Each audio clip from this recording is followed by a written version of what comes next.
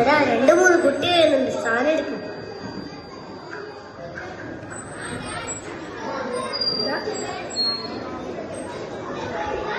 Hi മക്കളെ, സ്കൂളൊക്കെ വിട്ടോ? സ്കൂൾ വിട്ടു. അങ്കിൾ നിങ്ങൾക്കൊരു സമ്മാനം തരട്ടെ? സമ്മാനമോ? Thank you uncle. വെൽക്കം മക്കളെ.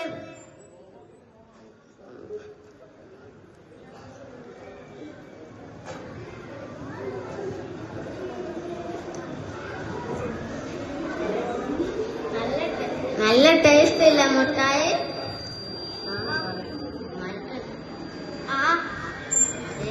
അതെ, എന്നാ നമ്മക്ക് പോവാം.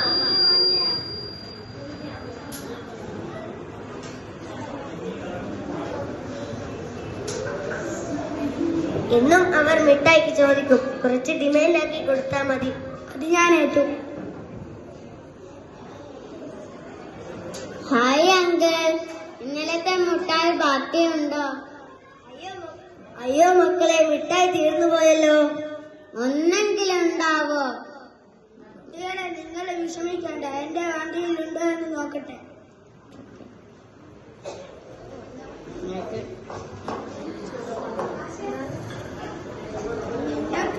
നിങ്ങൾക്ക് ഭാഗ്യമുണ്ട്. ഇതാ. Thank you uncle. വെൽക്കം മക്കളെ.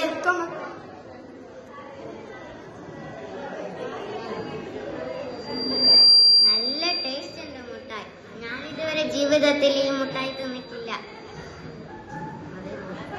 അതെ, ഞാനും ജീവിതത്തിൽ ഈ മുട്ടായി തിന്നു.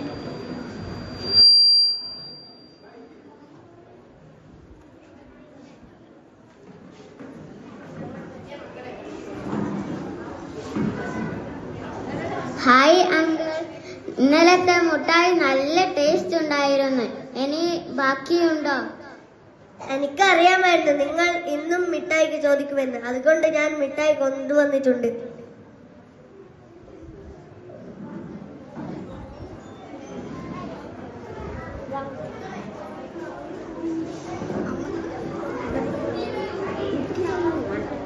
Thank you uncle. വെൽക്കം മക്കളെ.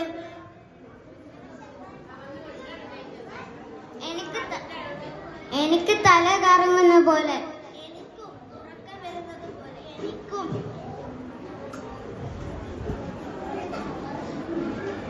എടാ, ആരുമില്ല, വേഗം വാ. വളയും മാലമെല്ലാം ഊരിയെടുക്ക്.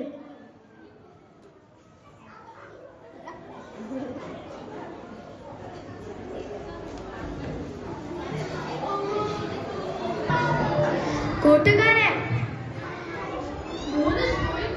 കുട്ടികൾക്ക് സംഭവിച്ചത് നിങ്ങൾ കണ്ടില്ലേ?